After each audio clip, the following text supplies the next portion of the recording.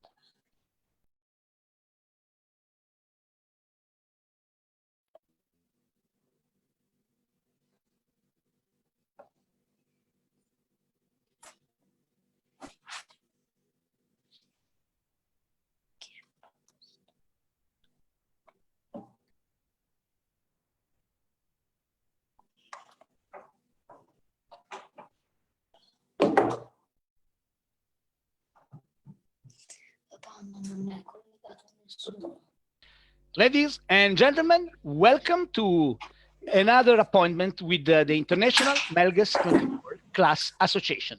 I'm Mauro Melandri. I'm broadcasting live from Italy, from Ravenna, my hometown. I'm the press officer of the International Melges 24 Class Association, and I want to introduce to you some of the most representative sailors that made the story of the class. But first of all, among my guests, Piret Salmistu, the class manager. Hi, Piret. Hi, all of you. Absolutely very happy to see all of you, however, online, but still, we haven't seen for a while. So looking so much forward to it, but especially looking forward to this chat night today. And one more message from me. Happy birthday, Tonu. That's a special day for you. Thank You you. know, just a coincidence, but happy birthday anyway. And yeah, love to hear all those stories. What you have for us. So, Piret, you are the class manager, but we have also with us the president of the International Melges 24 Class Association, Laura Grodin. Hi, Laura. How are you? Very good, Mauro. And thank you and Perrette and all the speakers for being with us. I think this is really exciting to have these for the class. Unfortunately, I think it's going to make us all even more sad that we're not out sailing right now. but I hope that everyone is safe and that we will get back on the road. I'm excited to hear from those who have been with the class, really with Harry from the beginning, but also those, some like me, who are relatively new. So on with the show. Thank you, Laura. And my co-host for tonight will be Fred Federico Michetti. Ciao, Fede. Ciao, everyone. How are you? And sorry, my connection is not very good because I'm still stuck with my family in the mountains. So I have to work with my 4G. So hope you can listen and understand me. Ciao to everyone. Ciao, Fede. Going inside of the name of tonight, we will have Mike Buckley. Hi, Mike. Hey, Mauro. Hey, everyone. How are you? Harry Melges III. Hi, Harry. Hey, Mauro. Hi, everyone. Happy birthday, Tonu. Then we have Scott Nixon. Hi, Scott. Hi, Mauro. How are you today? Hope everybody's well. Yeah, it seems that everybody is well, and we are here to talk about the Melges 24 class. And then we have Tiziano Nava. Tiziana, can you hear me? Yes, hello, everyone. And maybe here you have also Flavio Favini.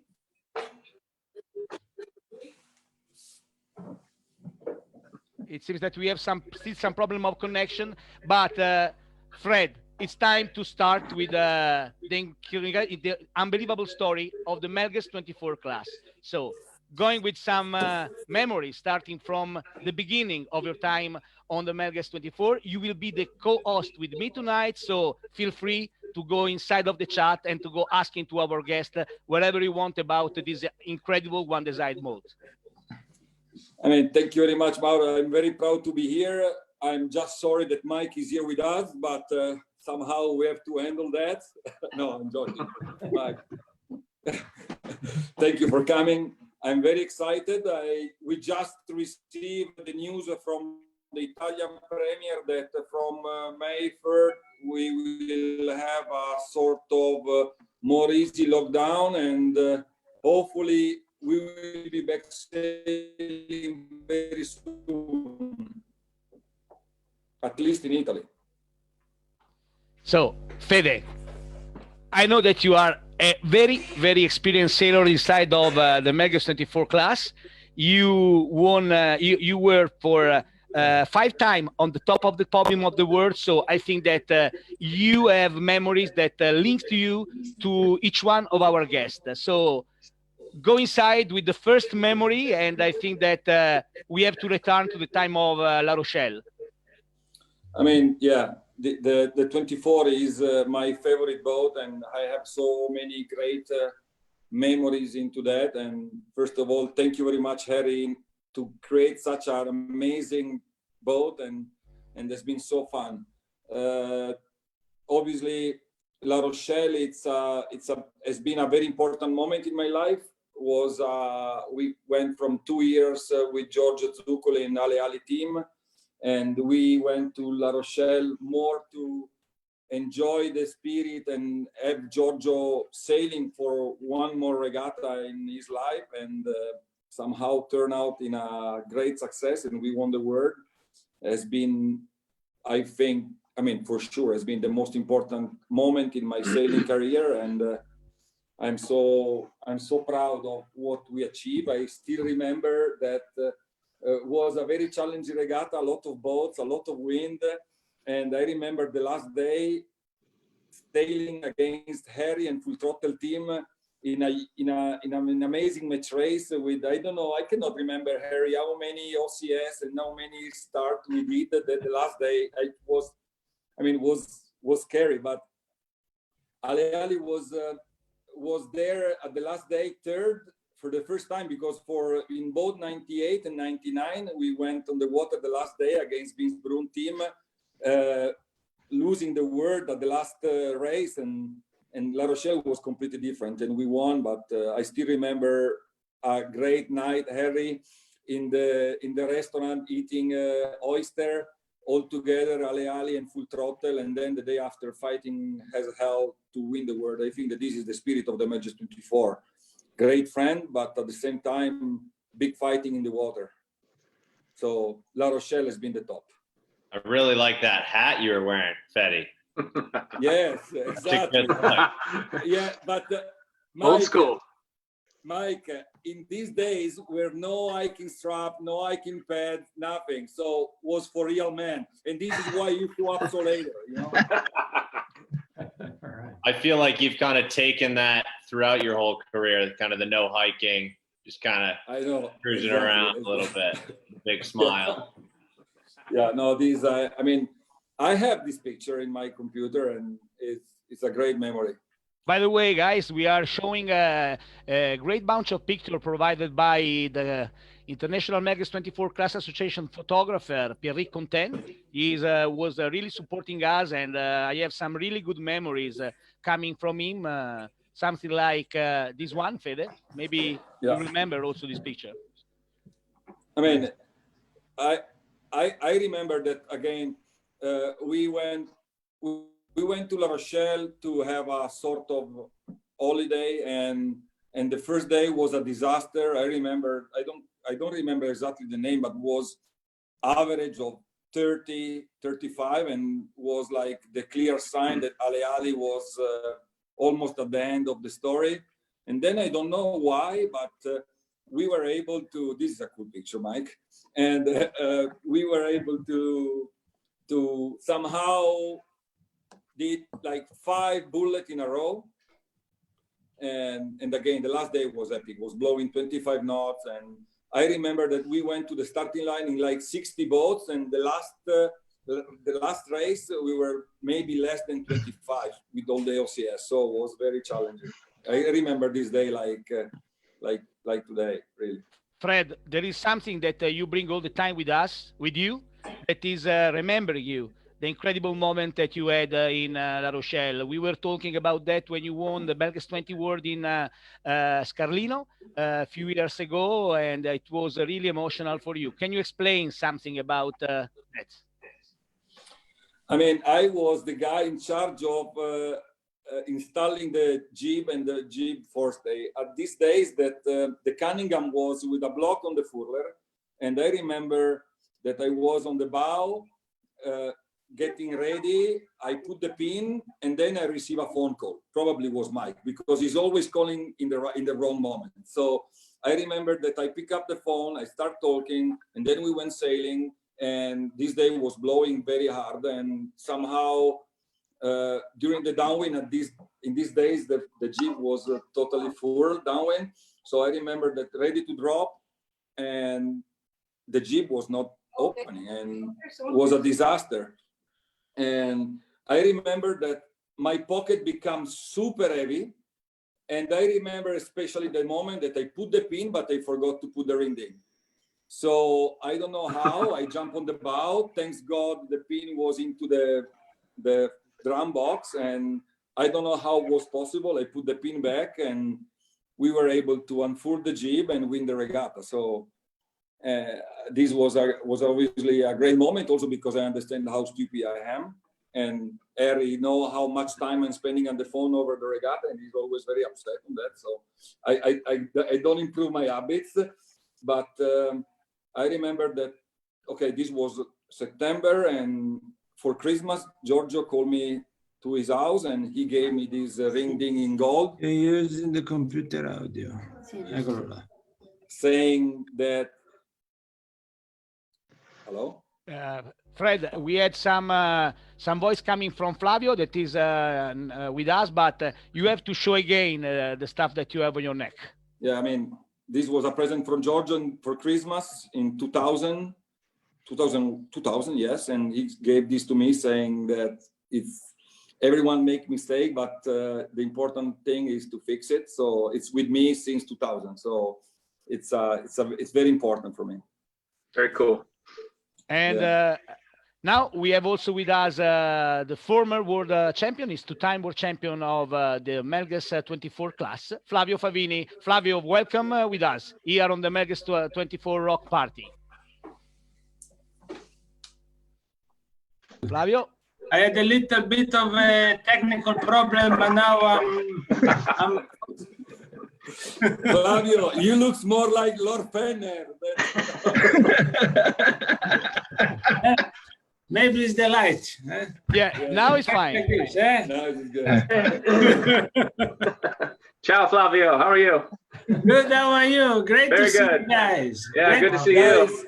guys, you have to stop calling him Flavio. His real name is Giacalustra. Giacalustra. Very Means, difficult to explain. yeah, no, it's easy. It's like shiny jacket. Okay, because he's such a gentleman. So if you want to call him, like call Giacalustra, please. Mike, I will send you a text so you can read it, okay? I think we should have renamed this the instead of the Melges Rocks Party, the Federico Comedy Hour. Right. Guys, you have to know that Fred provided to me a great performance during some Melges Virtual Regatta, and he was almost out of control. So we hope to have the same performance tonight. He's a show pony. Mauro, I was drunk. It's different. But Flavio, you are the last that went inside of our chat. We have a great bunch of sailing rock star. You are one of them, and I'm showing some picture coming from Blue Moon. Blue Moon had one of the most important history inside of the Melges 24 class, and it was everything was based on the great passion of Franco Rossini. So. Right. What can you explain to us about the link between Franco Rossini and the Melges 24 class?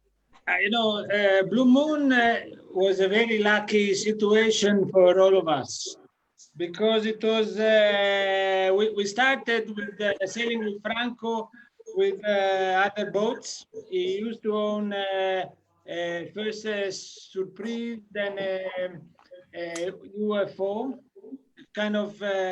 UFO 28 is one design class quite popular in Italy in the 90s.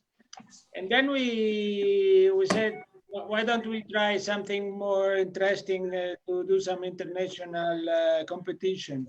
And so we went for the Melges and we kept going for 15 years. And it was great because Franco was very passionate at that. And it was a bunch of friends. It was mainly a bunch of friends sailing together. So we've been lucky there. Among them, for sure, you had some great memories that is linking you with Mr. Tiziano Nava. Tiziano, are you with us? Yes, I am.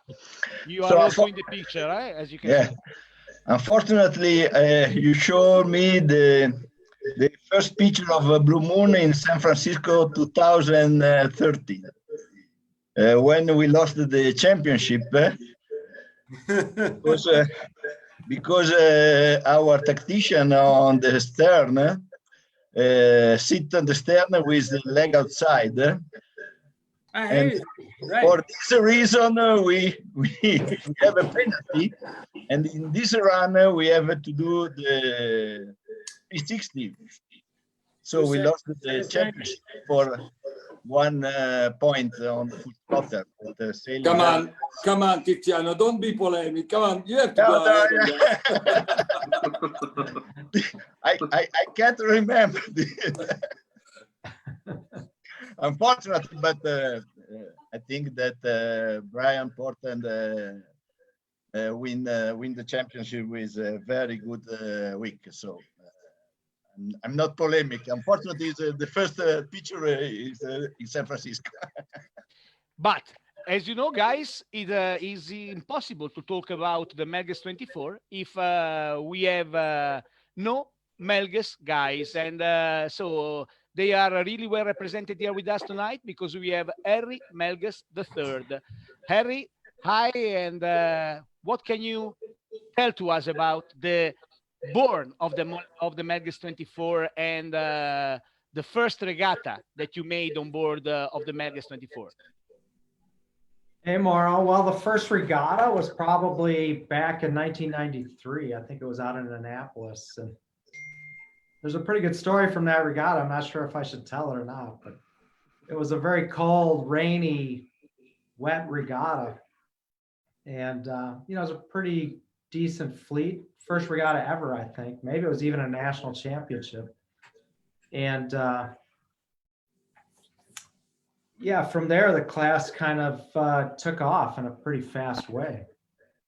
And the next year we had a lot of good regattas. But I would like to follow up on Federico's story from La Rochelle, because that was also a really special event for me.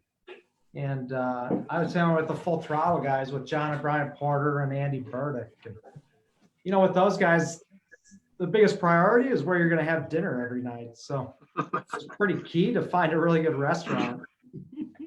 And Andre's was the restaurant that we thought was the best restaurant in La Rochelle. So we ate there pretty much every night, eating huge big lobsters and big plates full of pommes frites.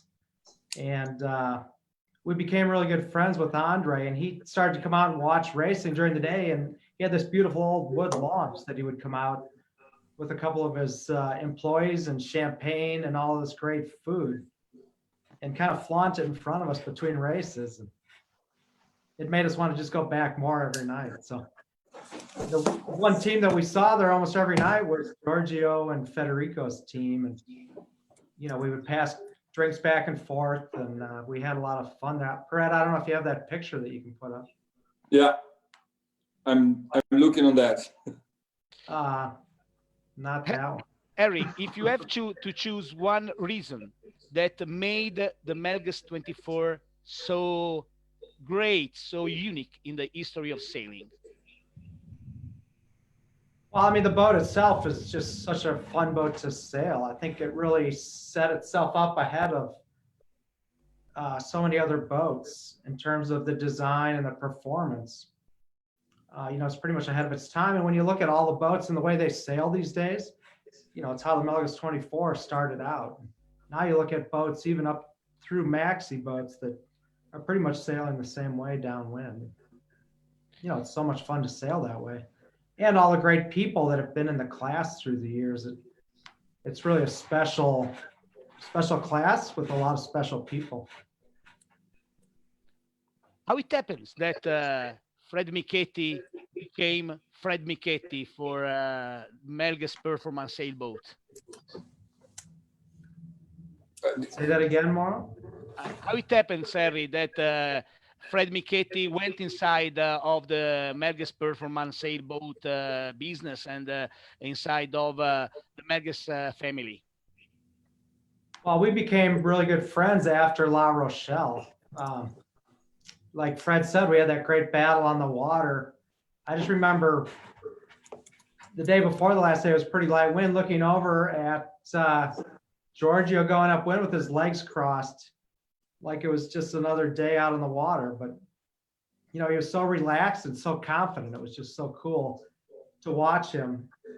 And then the last day when we were match racing, he was just laughing the whole time. Like he already knew he was going to win. And of course, you know, we went off the starting line about even, and he just smoked us on the beat. And those guys won both races that day, which was pretty cool. And then, you know, obviously from then on, we were really good friends with Federico. We're like brothers basically now. So we spent a lot of time sailing together and working together, having fun together. Right, Fred? Fred, Absolutely. How many times you had to fight in the water against Harry? Unfortunately, a lot. And then I start fighting with him on board. No, I'm joking. It's been an honor, and it's an honor for me to be a friend with Harry and Andy.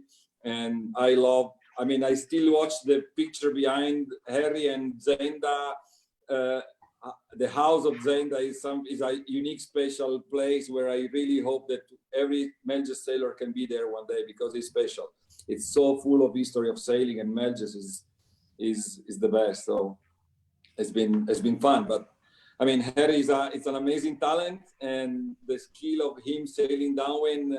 I still remember for Giorgio was a nightmare sailing against them. And Giorgio was so happy that day just for one reason, because I'm quite sure that he know that his life was very close to a hand. And I mean, he enjoyed so much that day because it was making him alive. So we all need to be proud to watch him doing what he did. Well, And, yeah, Giorgio was a big inspiration to me. I think he inspired me to start steering my own boat, which led to our world championship 2 years later. But at this awards ceremony, he called our whole team up there when he was getting, when you guys were all getting your awards. And I remember him giving me this watch, which is a watch that he won for the regatta, which was pretty special for me to get that. But this regatta was also special because 9 months later,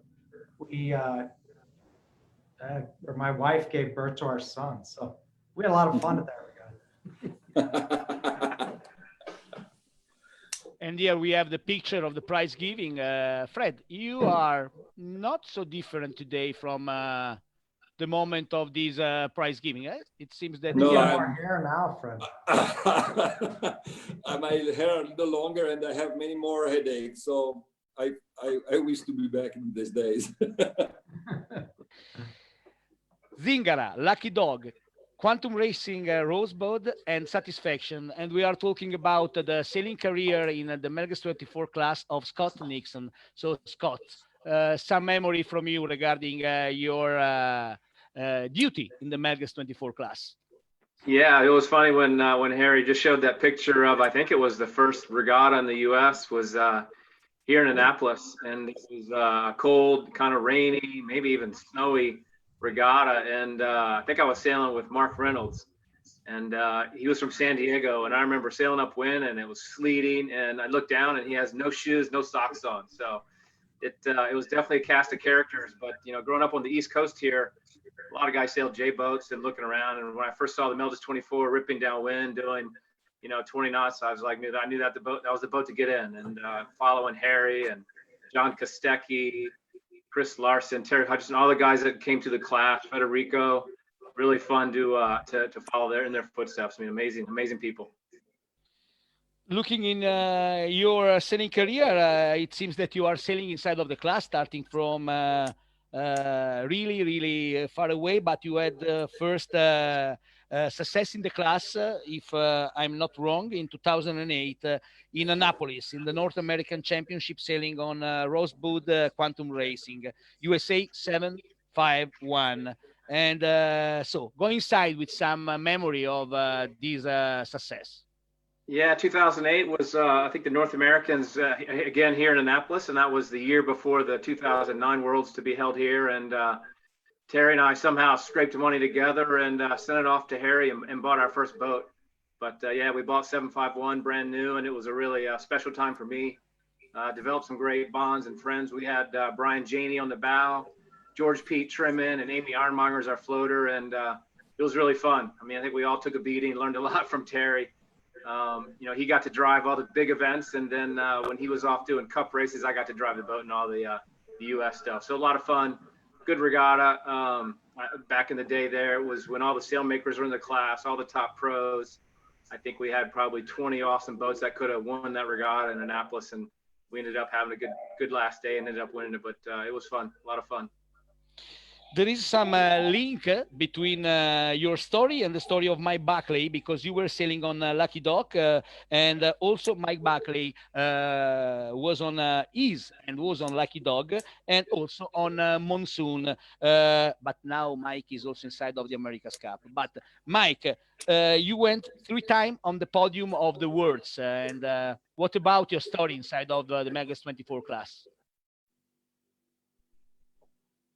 Yeah, well, I was just Googling the first time I ever sailed a Melges 24, and it was actually with Flipper Wareheim at the Melges Worlds in Key Largo in 2005, which seems like forever ago. But we got our butts kicked there. I was really inexperienced, but eager to learn and go fast, and that was kind of my first experience sailing on a really cool boat, and got me hooked. And then I linked up with Bruce Ayers a number of years later, probably 8 years later, and we've been sailing out around the world ever since, and been really lucky to meet some incredible people. And it's funny, a lot of the people on this video overlap on some level. That photo beforehand of Nixon and Terry and George Pete, who sails with us on Monsoon, and I do a lot of sailing with, kind of on any boat I sail on. So it's you develop a brotherhood or brother-sister relationship with the people you sail with, and you go all over the world, and we've had some great success on Monsoon, and a little bit that when I sailed on Lucky Dog, we won the North Americans last year, which was awesome. But it's really, we've come up a little short the last couple of years. This year we dragged Federico around the race course, and we had a blast. It's probably the most memorable regatta that I've ever done, actually. We were up by a point going into the last race, and they went left, we went middle, the other boat went right, and the boat that went left won. But it was still awesome, and the dinners were amazing, and the people and the competition are just second to none. Like Harry said, the big boats, they all emulate the 24. It was way ahead of its time. And going with the guy that is having the birthday today, I'm talking about Tonu Toniste. Tonu. Happy birthday! Thank you. So, Okay. Tonu, you are one of the specialists of the class among the Corinthian crew. You are sailing all the time along with the same crew, almost the same crew, and along with your brother. And you went to time on the top of the podium of the Corinthian Worlds. What about your story in the Melges 24 class? Actually, hello everybody, and actually our story began in 1997. Then two brothers Havels bought the Melges and asked us to come to sail with them, and then we sailed 3 years, some regattas with Melges 24. At the same time, we sailed 470 as well, and we tried these Olympic Games. And actually, our first success was in 1997 in Punta Ala European Championship. Then we were in third place, so we were quite okay. But in this time, we were active sailing Olympic boat as well. This way, maybe we were quite good in Melges as well. But then after Sydney, we make a break for some years, and 2006 we fought at the European Championship, or it was Worlds in this is a year in France. And when we sailed 470, we liked this place very much. And after we stopped after Sydney sailing, then we thought we never come back to year. But now we thought, it's good time to buy the Melges and go to the Worlds the year. And since this we are sailing till now, every year we try to sail Worlds or European Championship. It depends which is in Europe or no, what is in Europe, Worlds or European Championship. And mostly we have the same team. Yeah, some guys are sometimes changing, but still we try. So we are the same team all the time. But I was following the class starting from 2009, and I remember really well you jumping on the top of the podium in Middelfart. What do you remember about the Middelfart event, Tonu?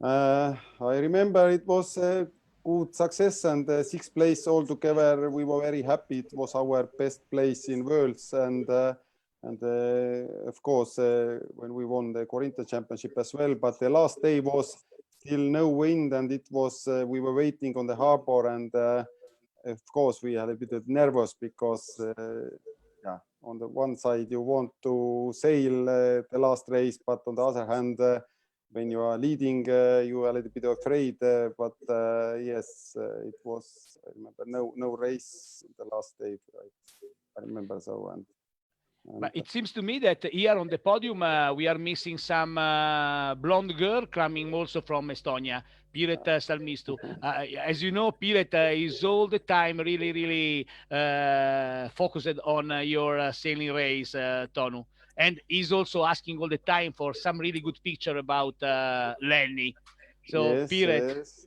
what about your link between the class and your support to the Lennis guys?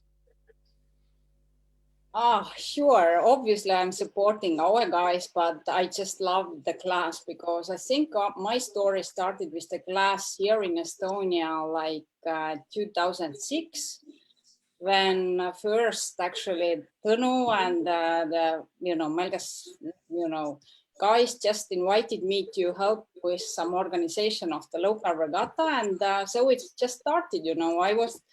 I was helping with the Estonian regattas here, also in Finland actually, and then it was like 7 years later, or actually 2010, we obviously organized the Worlds here in Tallinn, and then 3 years later, it was Tomi Hagola, our previous or past treasurer, who actually said that unfortunately, Fiona, who was very long time in this class, she decided to retire, and they proposed that maybe you would like to, try or so. And obviously, I didn't think too long. So yeah, since 2013 or 14, I'm now with the class, and it's just amazing bunch of people. Obviously, the boat is great, and I'm just enjoying so much to do this job, And thanks to Fede Michetti, we have a picture that I'm trying to show you because we were talking about that few minutes ago, and we go to check if I can show the picture to you. It came from really, really far away. Fred, can you explain again something about this picture? No, first of all, this picture come from Harry that sent this to me in order to send this to you. So I think that due to the languages and the ownership of the picture, Harry, please go ahead. Yeah, this is at Andres in La Rochelle. And I believe this is the night before the last day of racing. Both of our teams obviously drinking champagne and toasting to what a great regatta we've all had.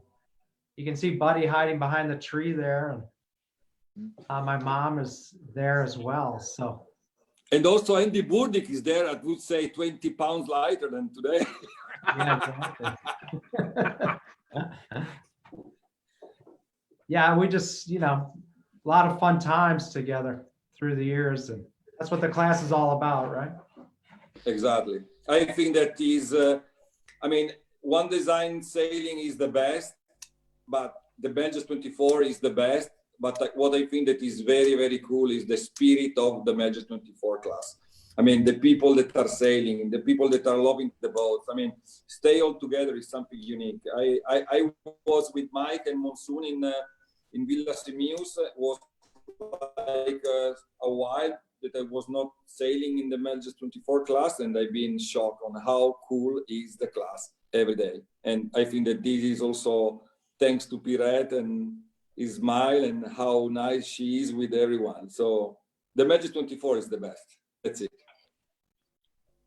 Fred, this is Tallinn. This is the Piret house, and it brings to you for sure new memories and the time that you were sailing along with Lorenzo Bressani and the Uka Uka team. It was a great team. And what about Uka Uka?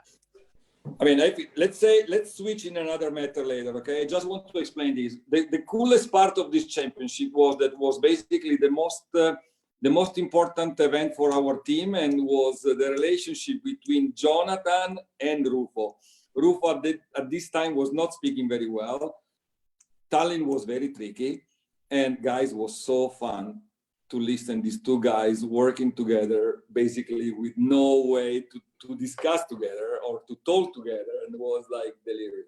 I remember how crazy the conditions were and how impossible it was to communicate on board. We did a very good job there. And here we have Fred Michetti, Fabio Gridelli, Jonathan McKee, Lorenzo Santini, and Rufo. And maybe not all the guys, especially in the foreign countries, know that Rufo means the really light puff of wind, coming from the Italian word that means refolo. And the refolo is the really, really light puff of wind. And so in Trieste, it became Rufo. And how many times you went on the top of the podium of the worlds along with Lorenzo Bressani? 3 times. Lorenzo is a great friend, is an unbelievable sailor, an amazing talent.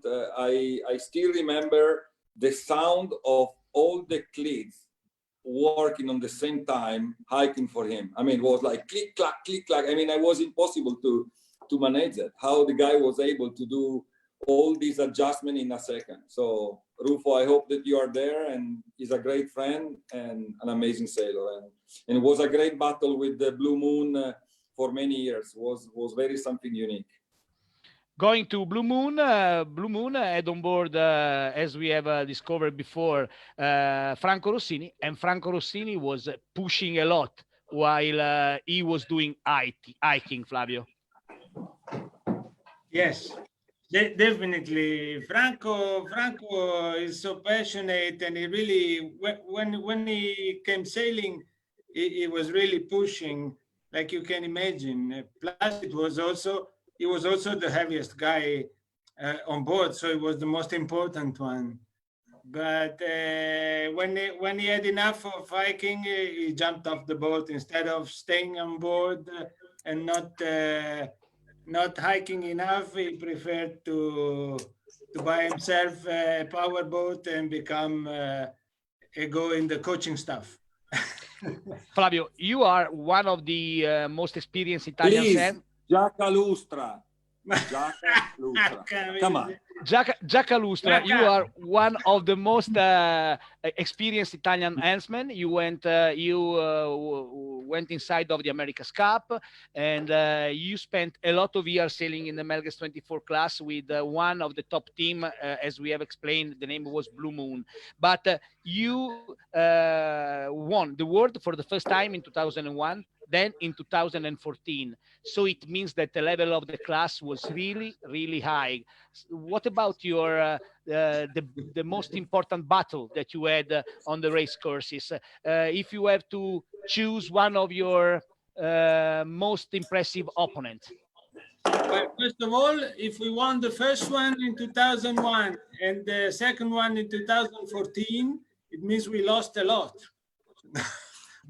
We lost many times, especially from Uka Uka. It was such a tough competitor. We had, as Freddy was saying, we had such a good competition with them.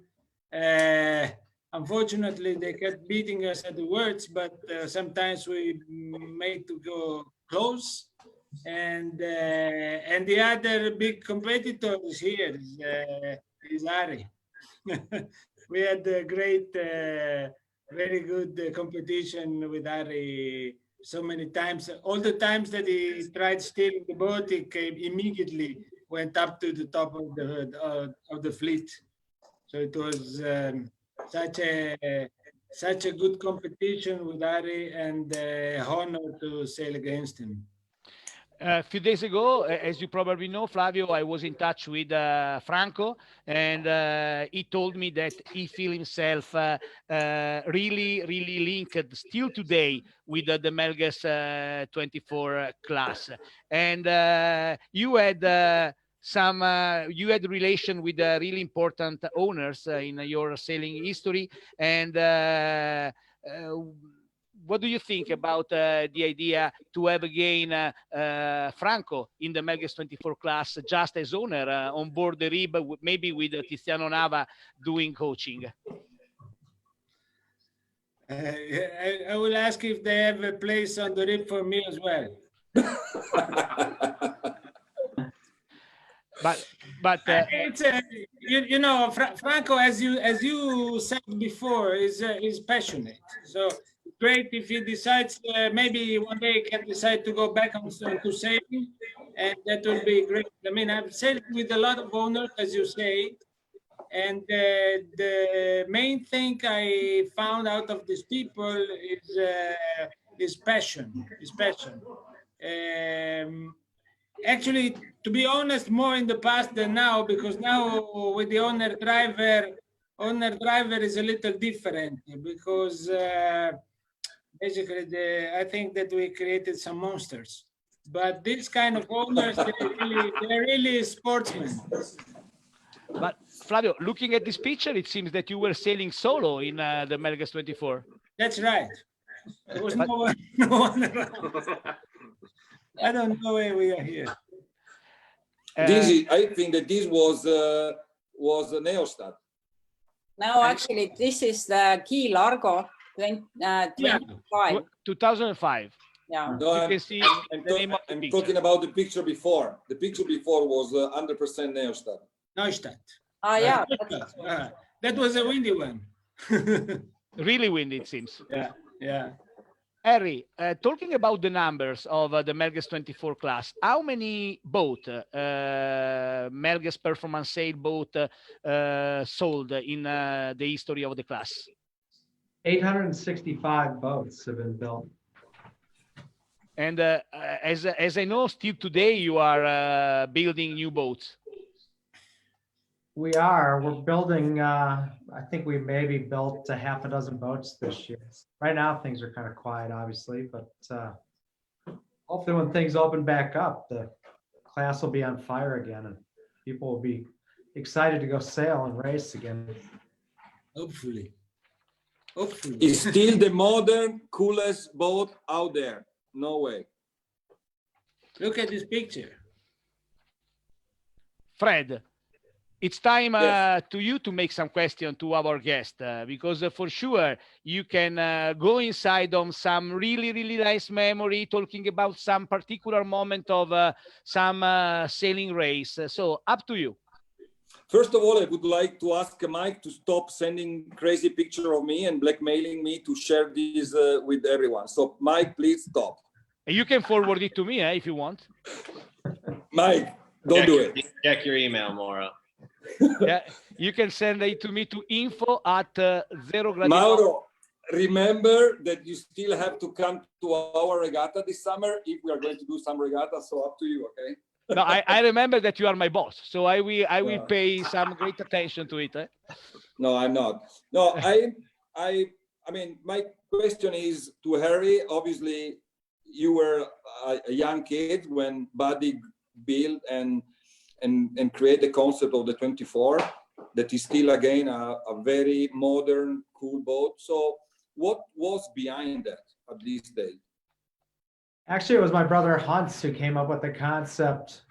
Buddy and I were out at America Cubed, working out there in the America's Cup program. And Hans was back here in Zenda running the business and trying to sell J-boats. And came up with the idea to build our own boat. And he had all the concept behind it.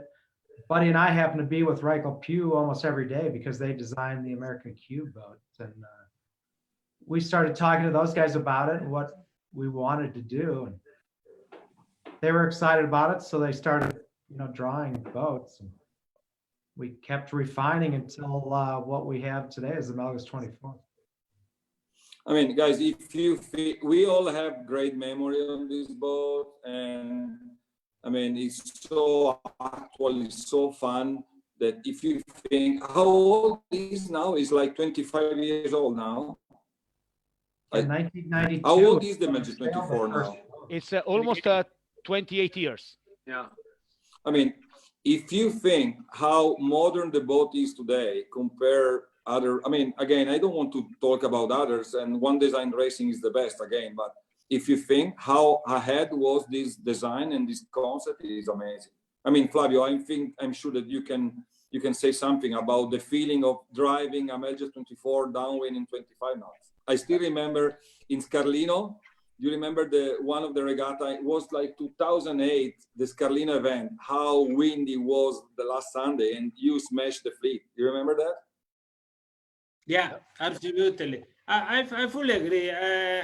It's no secret that the Melges 24 is my favorite boat for sure. It's a great boat. It's light to drive upwind. It's so fast downwind. It's not a difficult boat because you don't have too much to care about rolling on that stuff. You just have to go fast. And so, yeah, it's my favorite, for sure. Tonu, I heard all the time that being a good 470 helmsman can really help you to go in helming the Melges 24. Did you agree with this point of view? Yes, of course. I think sailing 470, it's quite, then when you're sailing Melges, it's feel quite the same. And what I like in Melges that here it's very quite a lot of good sailors and famous sailors all over the world are sailing this boat. And when we were sailing actively 470, then the same guys like Montefusco and Ivaldi and other guys are sailing for this Melges boat as well, and it's very fun this way. I think that we are now showing a picture that is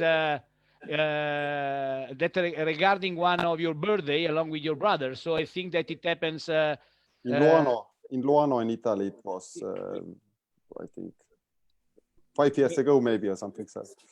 Yeah, it seems so. But and what about this picture? Do you remember the year? I think it's maybe 88 or so when we get the Olympic medals in Seoul. Busan was the Olympic sailing, and it's in Estonian news. Today actually was in our news this picture show, and some small questionnaire for people, some 10 questions about us and how the people know us. So. Mauro, what I think that make this class special is person like Tonu and Lenny team that are sailing for so many years, traveling all around the world. I mean, I'm sure that Tonu, you are very busy today with your business, and I mean, I think that this is what made this class special. Have such a great talent that they cannot stop sailing, and they love to be part of this community. Actually, Fred, I was asking to Harry something regarding this. My question is, it seems that in the last years, we had more owner-driver involved in the class. Do you think that it can be something good for the class, or you are still thinking about the time with Super Pro helming the boat? I think it's good that we have more amateurs driving for sure. It definitely helps the longevity of the class. I mean, what happens when you have too many pros driving and sailing the boat? You know, the level gets so high that you start to drive out the sailors in the back half of the fleet. So it's really important to cater to the amateur drivers and the amateur sailors and make sure they're having fun and learning and enjoying the experience all the time. But really Harry, what I think that is very special of the class is, as Flavio said before, sometimes we as pro, we are creating monster, okay? I mean, people with not so much experience that they can compete and win. And I mean, it's not fair to call them monster, but anyway, he explained very well what we're talking about. I mean, I remember that a couple of years ago, we did an AGM and I was pushing very hard the board and few owners on the dock to get the boat a little easier and more affordable to let me say, Corinthian driver. And I was shocked to listen that this guy, they are keen to sail against top team. I mean, and this is what I think that make this class special. At the end, I realized that maybe I was wrong and tried to get the boat a little more affordable was a mistake, because Melges 24 sailor like the challenge, and I think that this is something that make the class special. And Laura, thank you very much, because I read your press release when you announced that the word was canceled, and your word about how sailor love challenge and how we will become stronger was very impressive. Thank you very much, because every time I'm reading your message again and make me feel good. Thank you, Laura. Quite a compliment. I appreciate it. I do think the Corinthians are the heart of the class. I've had pros on my boat, but I also like to drive, for better or worse. Mike, we were showing some picture coming from the Garda Lake. What do you think about the Garda Lake as home for the Melges 24? I mean, Garda Lake's a special place to sail. You know, it's everybody likes going there, and if you've never been there, it's an incredible place to go sail. Really tricky race course. You know, a lot of the time it's very one-sided, but you know, it's beautiful sailing surrounded by mountains, and the wind is extremely reliable, and great restaurants, and not a better hotel in the world than staying at the Lido Palace. So I love coming there. So you got my vote. You were sailing on Lucky Dock. This picture is coming from the Europeans in 2018. What about your memories regarding the Europeans? I remember that I had to manage the prize giving without the mic in the middle of the big plaza. And this is something regarding myself. And I don't know, what about your memory? No, but 1 second. Come back to the picture, please. Can you come back, Mauro? Yes, which one? This picture? No, the picture before, in the drop. Which one? I mean, the picture before, it was a picture of Lucky Dog during the drop in Garda. The drop, this one. No, you have to come back a couple of pictures. Because I'm jumping from one picture to the other. It doesn't matter. No, it's probably your internet. It's probably your internet what connection. Mike is doing on board. Nothing.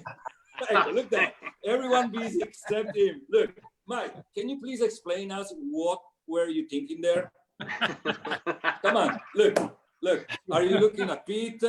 What are you looking for? You know, I'm a big fan of everybody does their own job. And I was just watching my guys get the kite down, and they ended up doing a great job, and everything went perfect. Okay, good. So I have to tell you that I was very surprised on Mike's attitude on board during this. We spent 2 weeks together at the work in Villa Simius, and Mike is a great buddy. Have a very difficult character, but he's a great guy. Very difficult character. It's character. Sorry, thank you. You know that my Japanese is not improving at all. Well, I remember in Villa Simius that Mike was all the time relaxed when I was close to you with the rib. It was really nice. It was smiling. He was also pushing on me to have a really good picture of you, Fede. I remember. He was asking picture of you. Mauro, remember that in the COVID period, you need to be straight. And Tonu, what about your memories to sail the Melges 24 on the Garda? I'm talking about the Garda because I think that on the Garda Lake, when the Peler or the Ora is blowing fast, you can go sailing down with really, really flat water. And so I think that is one of the most nice condition for the 24.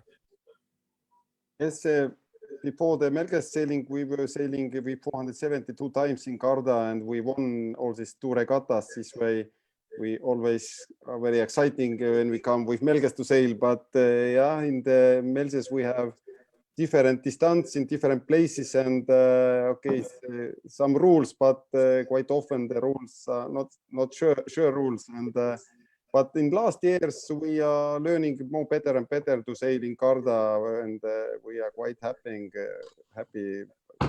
And we hope this year we have planned. We bought our flight ticket soon to Austria in May, and then 2 regattas in Garda. But I hope in middle of July we can come to Garda, and in August as well to sail regattas. So we very hope so that we can come.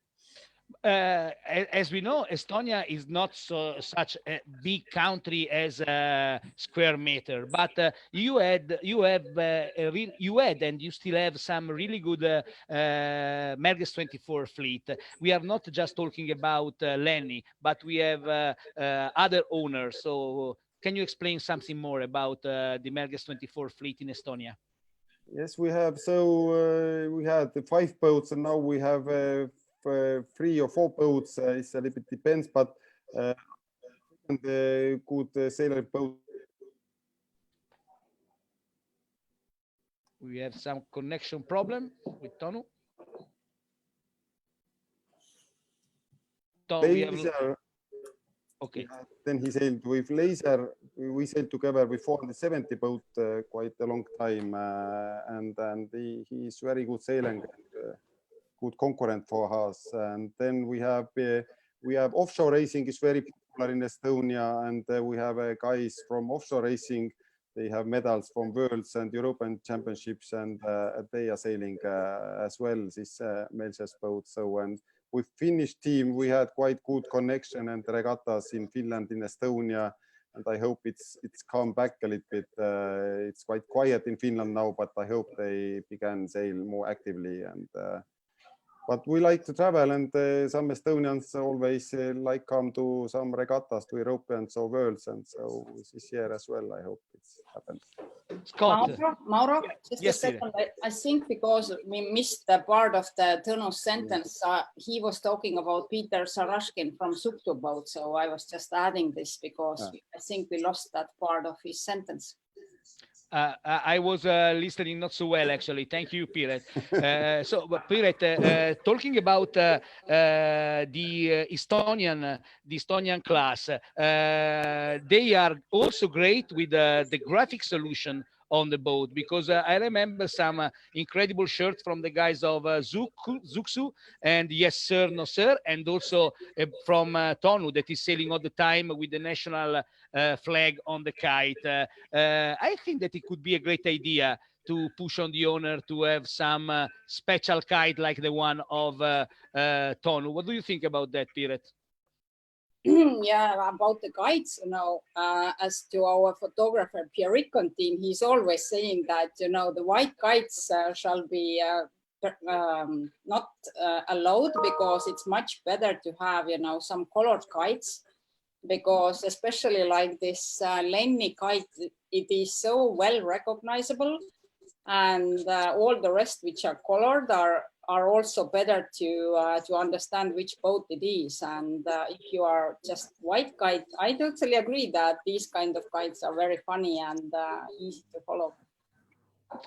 Scott, what about your story of sailing battle against Mr. Federico Michetti? Do you remember something special? Too many battles with him. I don't think we've ever beaten him at a Worlds. I think we beat him maybe at a pre-Worlds in San Francisco, but not at a Worlds. He's amazing. I mean, he's won a Melges Worlds and I think all the Melges classes. So he set the bar really high, and it's always fun to sail against him. I consider him a good friend, and he's a great guy. I've learned a lot from him. I'd love to sail with him one day. Who knows, Freddie? We'll see. I hope to soon. Don't let that go to your head, Federico. Sorry? I said, don't let that go to your head. I mean, let's not give him too many more compliments. That's true. No, exactly. Too many, and this looks like more than Federico's night, and it's not. Harry, the best 3 tips for sailing downwind the Melges 24 in 12 knots. The best 3 teams? Tips, suggestions. Oh, in 12 knots. Yeah. Angle of heel is key, and then obviously weight placement, because 12 knots you're probably just on the step, maybe not fully on the step, so 4.5 weight placement is pretty key. And then main and bank tension is really key, because that might be a lazy low plane mode in 12 knots if the water's flat. If it's bumpy, then you're pressed up and main in and working. So how you will adjust your bang and your traveler on that? In this traveler, I would just leave the traveler centered, and if it's a lower lazy plane mode, then you got to have a little more bang on. If you're sailing hotter with the main in more, then you have the bang looser, if not all the way off. Depends how windy it is and how big the waves are. And Flavio, the best 3 tips in 25 knots upwind? Hold on. Hold on. Hold on to the boat. Wear your life jacket. Come on. Yeah, I think that a good tip is that you have to have a very light feel, a bit of a feel, a bit of a weather helm, but quite light on the helm. Because otherwise, if you have too much helm, you go slow. So I think that the helm tells you a lot on this boat, like on every boat, but particularly on the Melges 24. I think that you have to feel the boat going by yourself. So Flavio, we are in Villa Simius, 23 knots, last start, tie points with Mike on Monsoon and Harry on Star. Which tuning you will choose? 23 knots and few waves. Tuning? Yeah, mass tuning. Oh, you tell me. You tell me. I think you have to go as tight as you can without breaking. we learned that. Huh? We learned that. Yeah. Federico, I got a question for you. I think you have to be brave and go a couple of turns more, if anything. Fede, all the great teams you've won world championships with, you've sailed with a lot of people. You have to put a 5-person all-star team together. Who are the 5 crew? I mean, too many people in this chat will be upset. You have to answer the question. I don't know. It's too complicated. But for me, it's not complicated to go showing one picture that I got from Mike Buckley. He sent me an email, and this is the picture that we have. Oh. I cannot see the picture. It's beautiful. It's your retirement picture. Yeah, definitely my favorite car. I remember something like this in Villa Simius. I remember that I was shooting you during the nighttime down to my hotel on a roundabout, and I was sending to you also the picture nighttime, telling you that I spotted you on Villa Simius. But your car is white, if I remember well, Fred. Yes, exactly, it's white. Can we switch back to sailing, please? That I feel that is more interesting. Mauro, only me sail in the boat on the picture, eh? Only me. Nobody on this.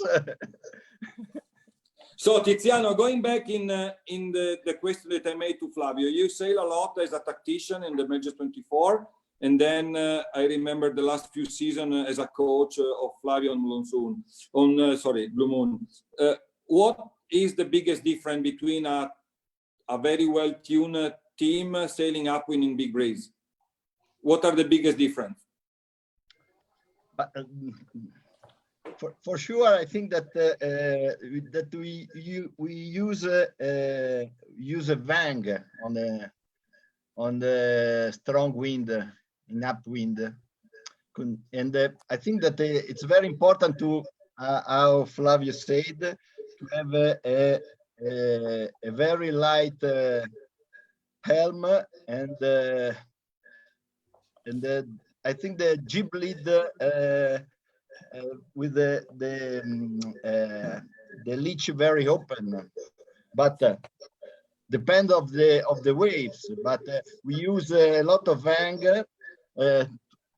I don't remember how we turn the shroud, but on the Melges you continue to trim the shrouds. So it's important to understand how is your speed against the other, and change immediately if you have some problems. Okay. So Mike, Scott, you are the guy that in this chat are sailing more with the Corinthian driver. Let's start from Scott now. And you said quite successfully in this class with the Corinthian driver. What are your tips and what are your strategy in order to help them to sail against the best driver in the world? Scott.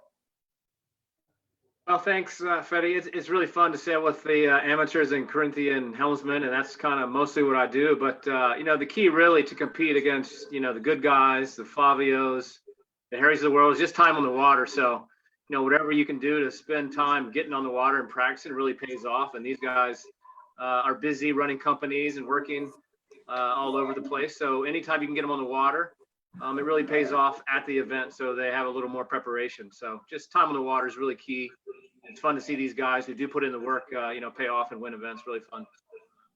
I mean, Mike, was Villa Simius was my first. Okay, I say with Brian Porter, but he's an amazing sailor and with a ton of experience in the class. But I was very impressed, Mike, on your skill and your attitude with Bruce and with the Monsoon team during the 2 weeks before Villa Simius. I was scared at the beginning because again it was my first experience with a real amateur driver, and was a big championship, and we spent a lot of days in the water. That is not something familiar to me. So what is your main goal when you're approaching a campaign like that? Sailing, especially when you are sailing and you are there competing to win against the top driver. Yeah, I mean, I try to build the owner's confidence the whole time, and really take that aspect out. You know, our competitors are just another boat, not a big name. You know, I wouldn't talk about Flavio with them. I would just, it's just another boat number 850 or whatever their boat number is, to kind of help with the you know, mental side of it, and really just focus on keep it simple. Start in the middle. I mean, you can you know, if you think about our starts, we never started at an end. Kind of not put the owner in a tough situation where they're going to start to lose their confidence. Put them in a situation where their confidence is going to grow and grow and grow. You know, and that's not easy because I'm a pain in the ass to sail with. So it's a balancing act, but it's all about time on the water, like Scott said, and then just confidence, and not thinking about who those other great sailors are, because there's in this class there's so many great sailors, Olympic medalists and you know, top pros and this, that, and the other. But you know, at the end of the day, going back to what we talked about earlier with Harry and you were chatting about pros versus no pros. I don't think there's a perfect answer to what the future holds, but I know guys like Bruce and Brian Porter love going against guys like Flavio. You know, that's why they do it. And knowing you've got a shot to go out and beat the best is pretty cool. That's what I like about the class as well. Yeah. So Tonu, you have been a rock star in the 470 class, then you have been very busy with your business, and then you start this 24 career. What is your feeling when you are approaching a start and you find in the middle of a duel between Flavio or Fracassoli or, I mean, top sailor? What did you feel? Actually, we like very much to sail against the top teams, but yeah, we are mostly sailing only regattas, so we have no time, or yeah, not we train not very much this way. Always on the end, we know mostly a little bit better. We have always the best place in the world are the 6 or 8, or we are in this level, and we are quite happy with this. But yeah, with tacticians and with maybe this a little bit speed and everything a little bit better, and they are, and so on the end, always some professional teams are before us, but we still don't lose the hope. We want to get in the top 3 best sometimes somewhere. Laura, how are you feeling when you are sailing in the Melges 24? What did you feel? Usually, I'm working on the confidence.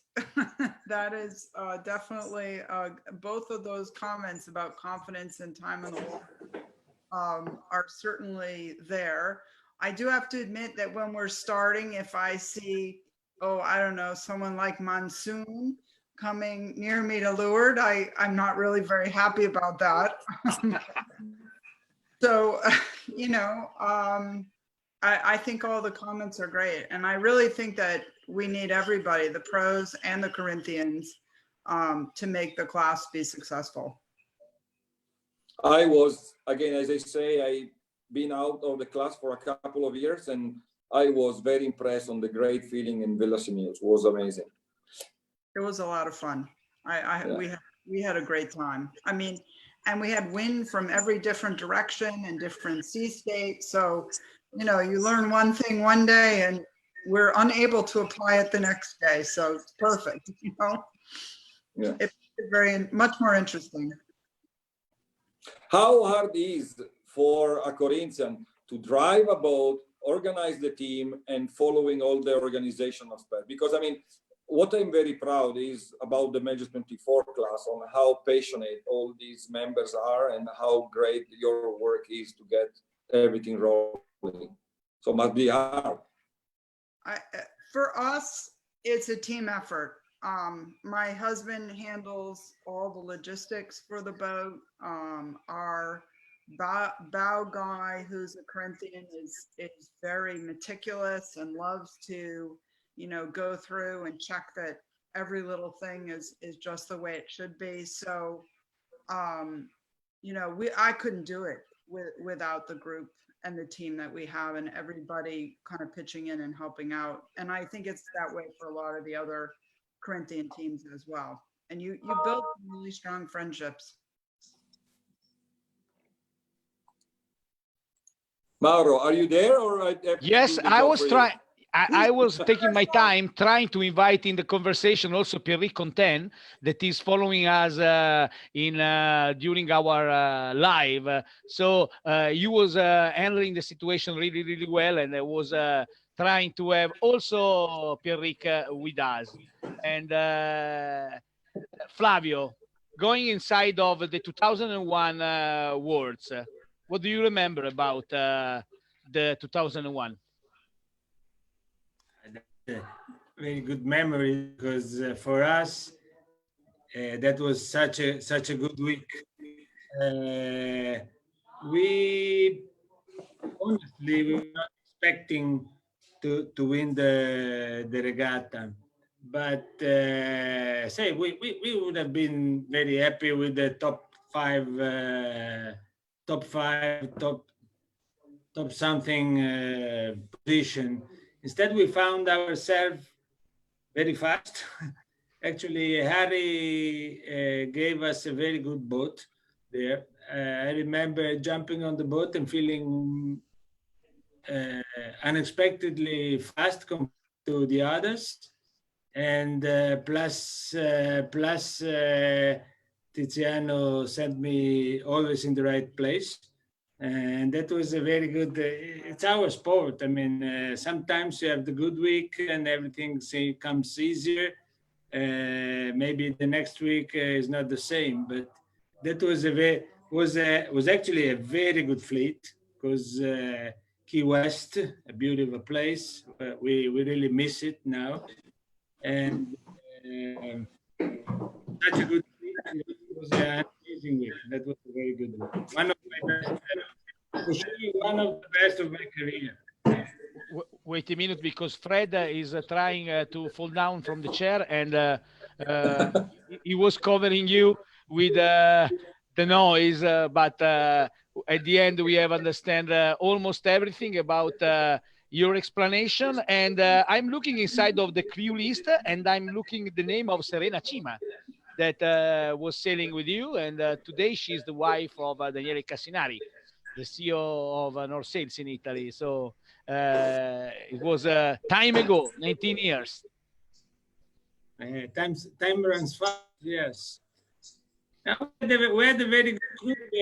Serena was sailing with us. She has been sailing with us for several seasons. We had Franco, and Alberto on board, doctor. Alberto Prestinoni. The doctor. Yeah, Mauro, even, I mean, I remember Daniele Cassinari on Alina with Luca Valerio driving. I mean, an amazing team again. Flavio, do you remember how tough we were sailing against them? Yeah, very tough competitors. Very tough competitors in those times. Yeah, I think he came. They might have done second place at the Worlds sometime. I mean, I don't know if Daniele is in line, but for sure Alina was the boat with the best score for the first half of the championship. And they finished second, I think, few times. For sure was in Mastrand, the Mastrand World. They finished second when Seb win the world. Sebastian Coe. Yeah, exactly. So right. No, that was a top team, absolutely. Such a tough competitors. It was we need to have Luca Valerio and Daniele Cassinari back in the fleet. But at the end, Luca Valerio was retiring from sailing due to some back pain, if I remember well. But maybe today he can return inside of the game. Also, some team made of masters of sailing, as Flavio Favini, Luca Valerio. Why?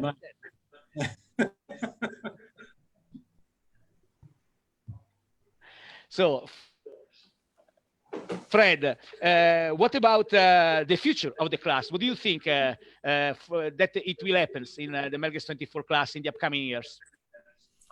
First of all, I really hope that the Melges 24 will happen in Miami. I really hope that, and I keep my finger crossed. And I see a brilliant future because, again, it's a futuristic boat, it's very fun, and it's full of great people. So I think that the future is brilliant, and the class in the last year has been managed very well. We got our moments, but I think that I saw a great class in Villaseñor. And again, Piret, and I mean, they are doing such an amazing job, and they care so much that is something special. Piret, thank you very much. Thank you, Fede. And also Jens. My pleasure. Jens, he did an amazing job. I mean, the class was, in the past, was not in a very good looking mode and has been hard working. And the class went through some difficult challenge, but the boat is beautiful. The sailors that are sailing the boat are great. So I think that we are all in good shape. Mike, what about your idea regarding? Sorry, Mauro, could you repeat it? It kind of faded, it cut out on us. And what about your idea regarding the future of the class? What do you hope for the future of the Melges 24? Well, I think we've had a lot of momentum the last few years. On Monsoon I think we've done the last 4 or 5 worlds: Miami, British Columbia, Finland, and Italy. And they were some of the most memorable events of my life. So I think the class is doing a great job, and I hope that we can put on a great event here in the U.S. in Miami, and because like Federico said, Villaseñor was really special. But I think it takes people lending a hand. There's no perfect answer to build a class, and there's no perfect answer of what a great event is, but we need people kind of off the sideline and come in and help and lend a hand. And especially considering the circumstances of what the world has gone through these last few months and continues to go through.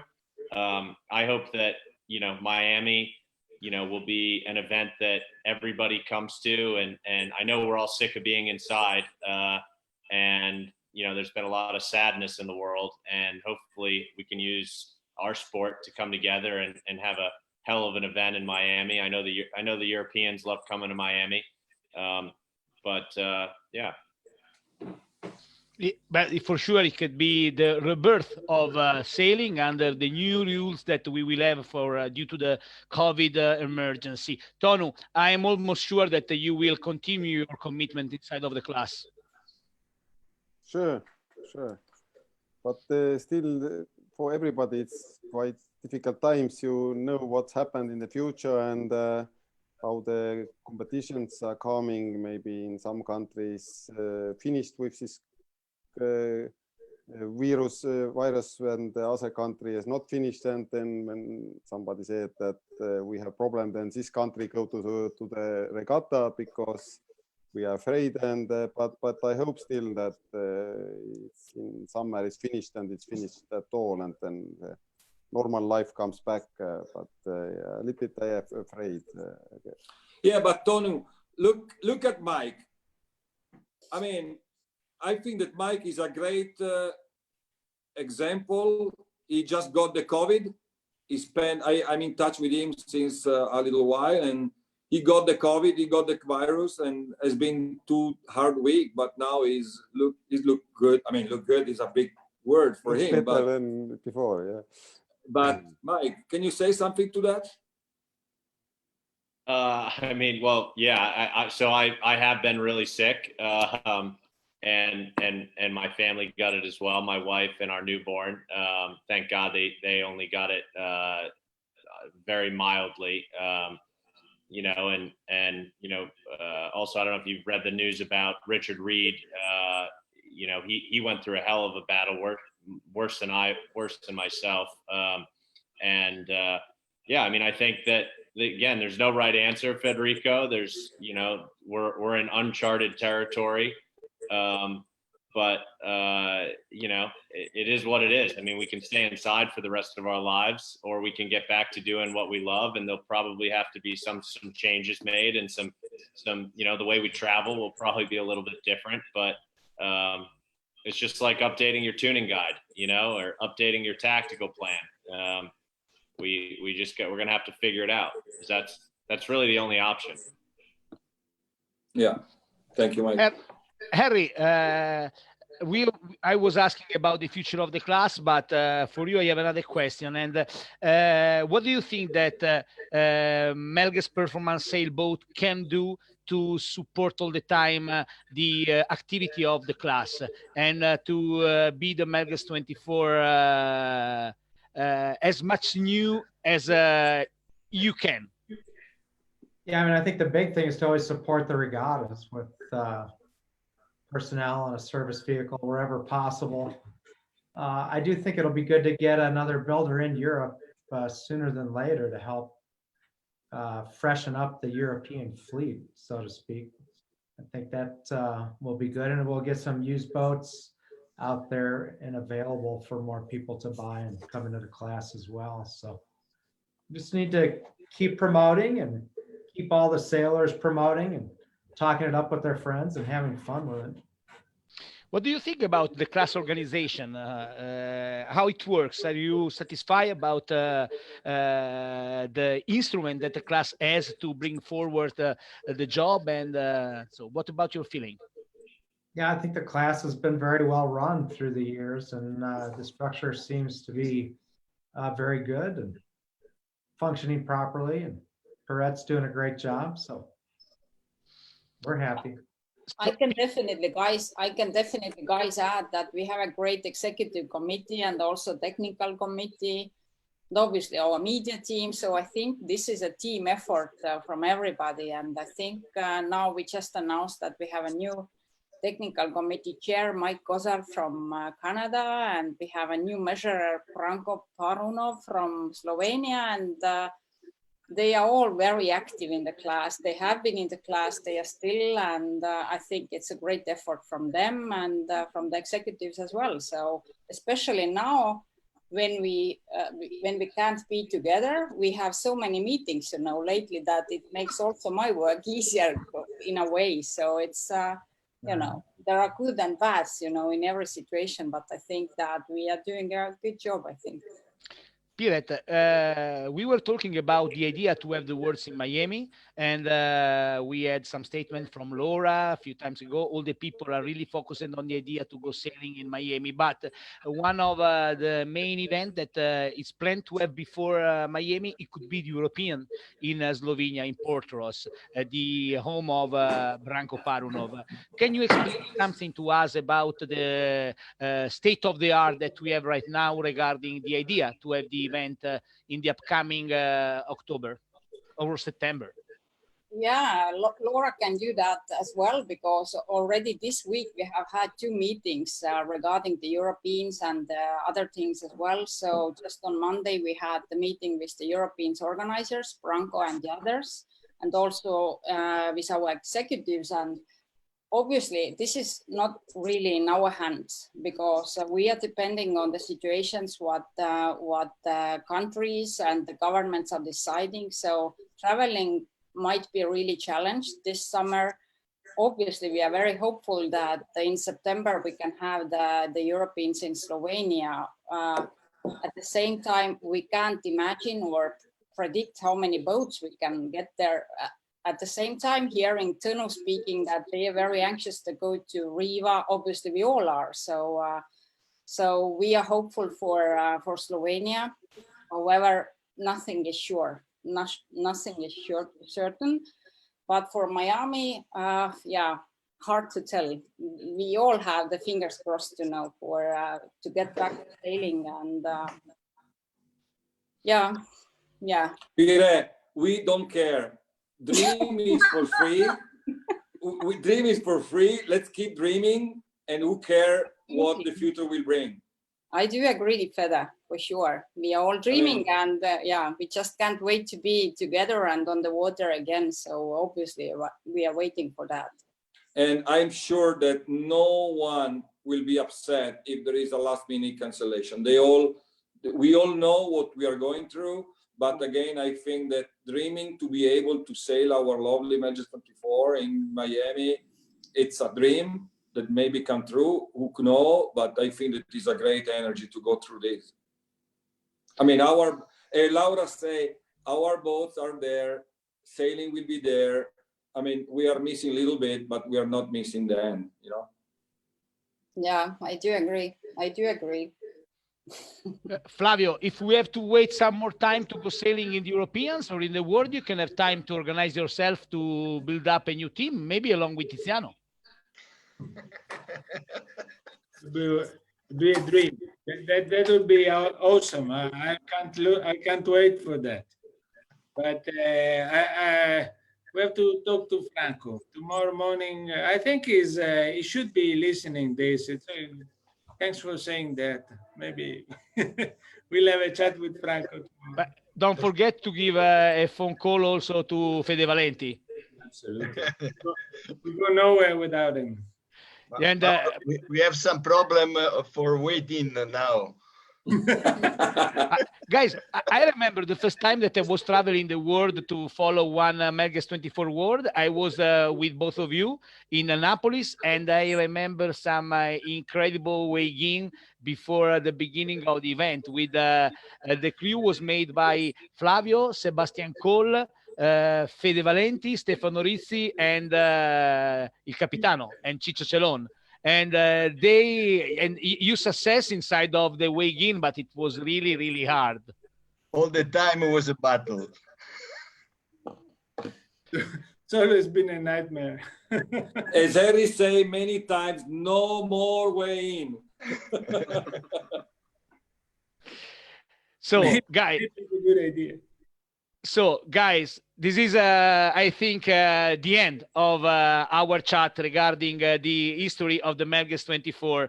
We are live from 1 hour and a half, and I had the honor to be the host of a bunch of great sailing rock star and some really, really good sailing managers as Piren Sarmistu and Laura Grodin, who are in charge of the secretary of the class and the chairman of the class of the International Melges 24 Class Association. I was helped out by Fred Michetti, that is one of the most experienced sailor inside of the Melges 24. And I have to thank Fred Michetti. I also want to thank Harry Melges, that he's the owner of the story of the Melges 24. He's building the boat for all the sailing passionates that are sailing inside of the class. We have a great mix right now of pro sailors and Corinthian, as we perfectly know, and we have as we have discovered again tonight. So many thanks also to Harry Melges, to Laura Grodin, to Peter Salmistu, and to Tiziano Nava, to Mike Buckley, Scott Nixon, Tonu Toniste, and Flavio Favini. Guys, thank you everybody to have brings to me and to all our audience some great memories of the Melges 24 class. I'm also almost sure that we are not so far to the return on the dock and to go sailing again, waiting for the warning signal of a new Melges 24 event. Thank you so much, guys. Thank you. Ciao. Thank you, Mauro. Thank you, guys. Great job. Stay safe. See you and soon. stay Yeah, safe, hopefully. and See you soon. See you soon. Yeah. I can wait the time to be again on some prize giving, talking maybe without the mic to all of you. Ciao, Yeah. ciao, and stay safe. Ciao. Ciao. Good night. Ciao. Bye. Good night.